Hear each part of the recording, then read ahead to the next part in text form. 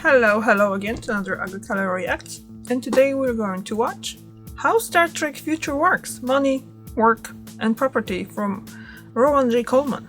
So I'm kind of curious about it. I do like Star Trek, I watched a lot. I wouldn't know much, I wouldn't call myself a fan, but if there is a new movie or something like that, I do watch it, and I watched Star Trek shows when I was a kid. I didn't watch everything, but I did watch quite a lot, I believe. So let's just go into it and let's see. How do that work? Because I'm kind of curious. They don't use money in the 23rd century. Well, we don't. The economics of the future is somewhat different. The acquisition of wealth is no longer the driving force in our lives. We work to better ourselves and the rest of humanity. What does that mean exactly? It means we don't need money. This is something Star Trek writers and fans have been grappling with for decades. How does Star Trek's future society work? A world without money seems alien to the point of impossibility to many people. The difficulty in answering this question has led to numerous fan theories, essays, non-fiction books, and even some dismissals. It's a nice idea, but it can never happen, says the straw man. This was also something foremost in my mind when I was making part 2 of my Philosophy of Star Trek series on the concept of utopia. I thought about including the topic of today's video as a segment in that video, but I ultimately couldn't find a place for it. So, here is my 2 cents on the subject. It's based on what we've seen and heard in the Star Trek mythos, combined with my extrapolations and ideas to fill in the blanks. A fun thought experiment to try and answer this age-old question: how does Star Trek's future work? To tackle this question, we have to look at replicators. Warp drive is often pinpointed as the threshold technology in Star Trek's universe. However, I think this emphasis on warp drive downplays the massive impact of the invention of replicators. Warp drive and First Contact may have altered humanity's collective worldview, but replicators are what truly transformed human society into the post-scarcity utopia seen in the mythos. In our modern world, we need money to meet our basic needs. Our motivation in making money is so we can continue to shelter, clothe, and feed ourselves. There are other goods and services we use money for, but our basic needs come I've definitely first. seen that movie years ago. The mere existence of replicators then outright eliminates our primary need for money. Replicators can meet all of our basic needs as well as luxury items right off the bat, so why would we ever need money? This is a rather obvious point to anyone who has ever entertained the question at the heart of this video, but the implications of replicator technology go further than that. Replicators can be used to meet our basic needs, but I have yet to see anyone recognize replicators are also the ultimate tools for self-sufficiency. Keep in mind that not only can replicators replicate goods, but they can also replicate other replicators. Not only that, but replicators can replicate power sources. Replicator can replicate everything? I did not realize that. That would kind of make sense, isn't it? So you're buying one. Well, if you don't have the money, are you just getting the replicator for free? Because that would make sense, isn't it? So first person who made the replicator just give it away and made more replicators. So you can give it away in pretty much excuse me, never-ending story, kind of. And the other thing is as well, how I have my question and I coughed and I forgot about that question. Okay, let's go. Replicators can make solar panels, batteries, or even the components of a small fusion reactor. Replicators can also provide building materials like bricks, cement, or lumber. They can even replicate parts for furniture, heaters, and any other creatures. Where is that all the replicator? How does the replicator actually work? Because I don't think I ever watched anything that was explaining that. Your comfort needed to make a cozy home. With a single replicator, one could become completely self-sufficient. You can build a house and meet all your basic needs without even connecting your home to can I ask now? Can I stop again? Because look at this. So if they have a replicator, why are they growing stuff? Like, I'm guessing this is for food. Is it just a kind of like a fad for them? You know, like... grid.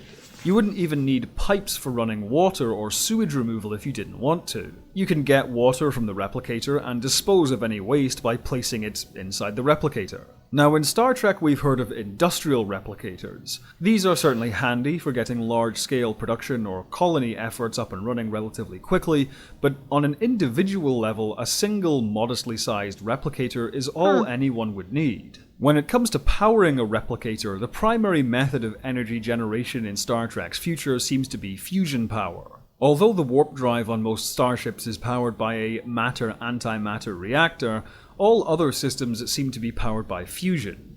Now, fusion does require fuel, but once a replicator is powered up, the fuel needed for fusion is now in infinite supply, because the replicator itself can make more of it. It would make sense for there to be some kind of central organization or authority to initially create and distribute.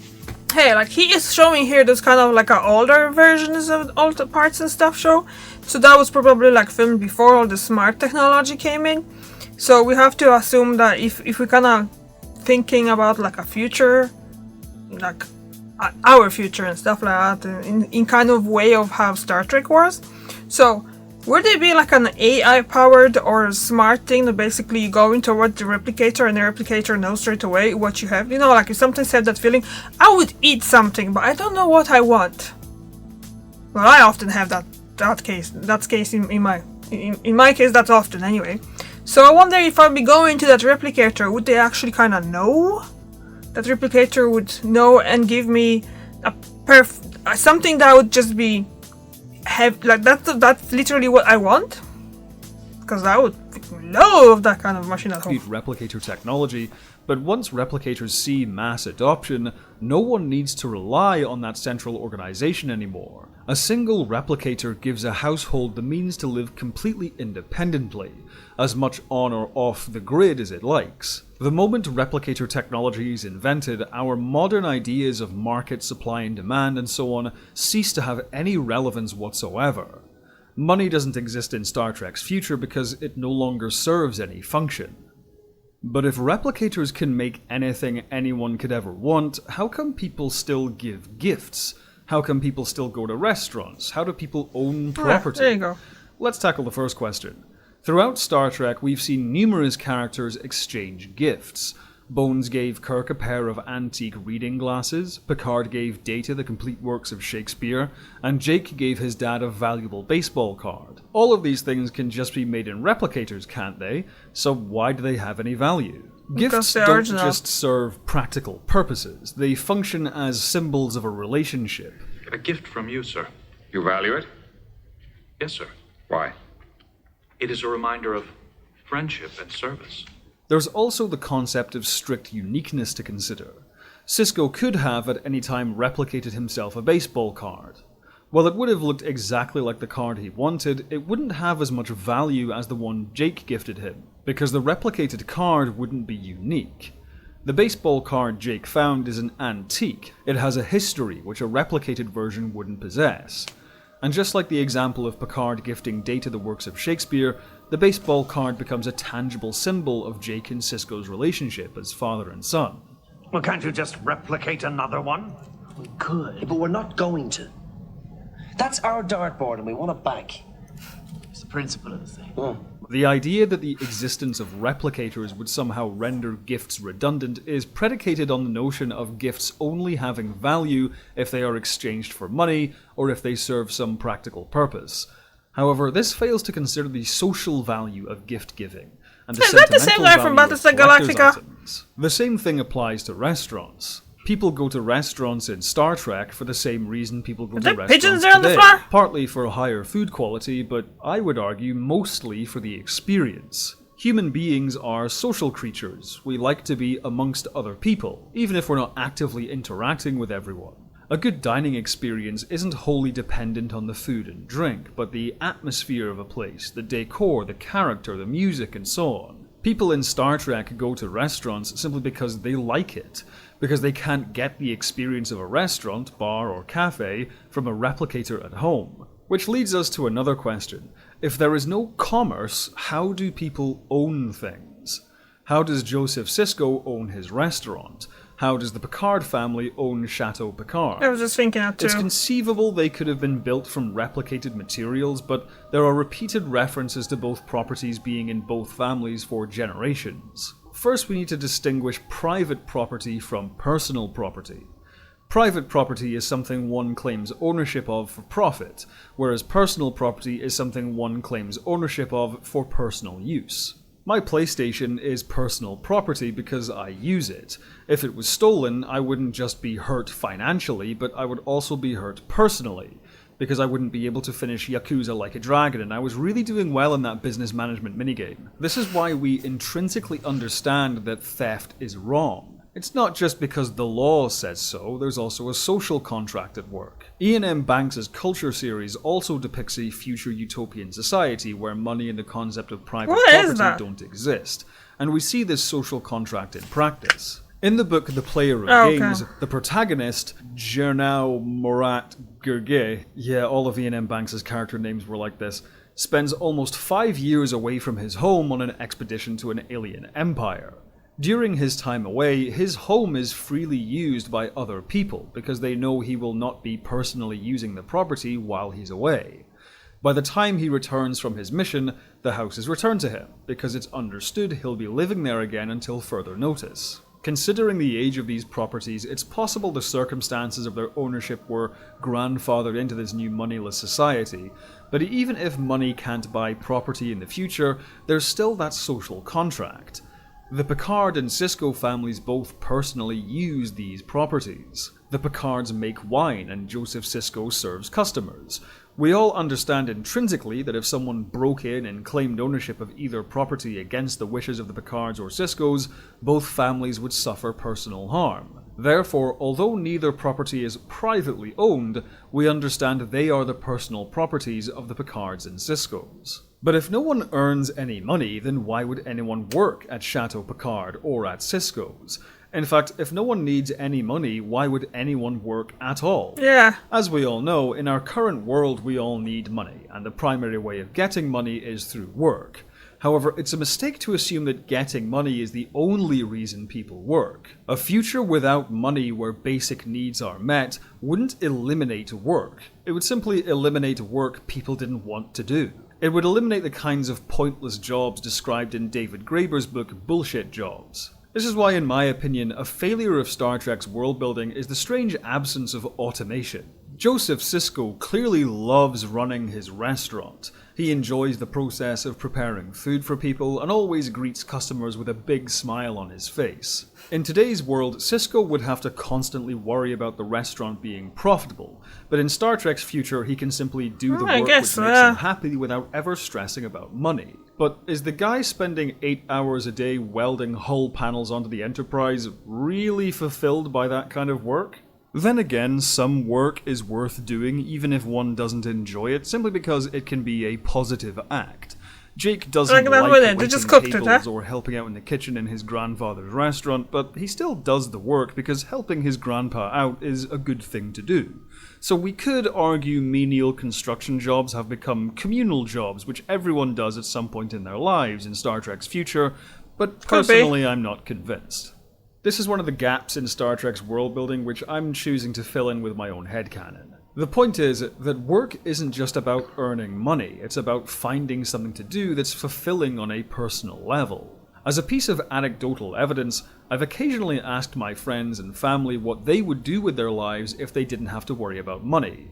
Not one person has ever said they'd just sit on the couch and watch The Office again for the 1,000,000th time. Everyone has said things like, I'd learn an instrument, I'd learn a language, I'd go back to school and study a science, I'd travel the world, I'd finally sit down and write that novel. What this shows to me is that when money is no object, people want to learn, to express themselves and do something exciting. People would still do what we would consider work due to the labor involved, they would simply do the work that they would find most fulfilling. In Star Trek's moneyless future, replicators not only take care of our basic needs, but they also make us totally self-sufficient. Our possessions are neither communal nor private, but personally owned, something which is understood via social contract. This leaves us free to pursue the work which is truly fulfilling to us on a deeper level. There is no theft because no one is driven to desperation through poverty, and no valuable item can be sold off. But how can a social contract settle disputes? What about housing? What about infrastructure? What about the government? What about the bad apples? There are still a lot of lingering questions about how Star Trek's future works. Originally, I attempted to answer all of them in a single video, but the project proved to be too big in the time I had. Therefore, I've decided to make this into a series of videos. We've covered money, work, and property in this video, and the next will focus on how Star Trek's future society is organized. If you want to know when that video drops, subscribe to the channel and make sure to hit the bell icon. When that video is finished, you'll be able to see it early over on my Patreon page, where you can also find exclusive commentaries and video essays. For now though, I'll simply say thank you for watching, and thank you to all of my patrons and members whose names are... Okay. So... This is kinda... He had the good points about, like, if someone doesn't have to worry about the money, they do work because they like that work. Who knows, maybe there are some people that they just like to do the welding of stuff to the Enterprise every time it's destroyed. And or the other point that maybe there is a certain time in, like, as far as I understand, the length of life in Star Trek universe, it's much longer as well than it is currently. So maybe there is something like that basically you kind of have to do some type of jobs in your society just to be a productive member of society. Maybe that's the reason. Well, we're gonna have to look up into that other video about the society in Star Trek. Anyway, that was really good. What I would do if I didn't have to worry about money. Yep, I'll definitely travel. Yeah, see different places in different parts of the world. And yeah, that's the first thing that comes to my mind. But that would be just really, like, literally, if I didn't have to worry about money at all. Like, at all. Okay, what would you do if you didn't have to worry about money? So, thank you very much for watching. I see you tomorrow. Bye.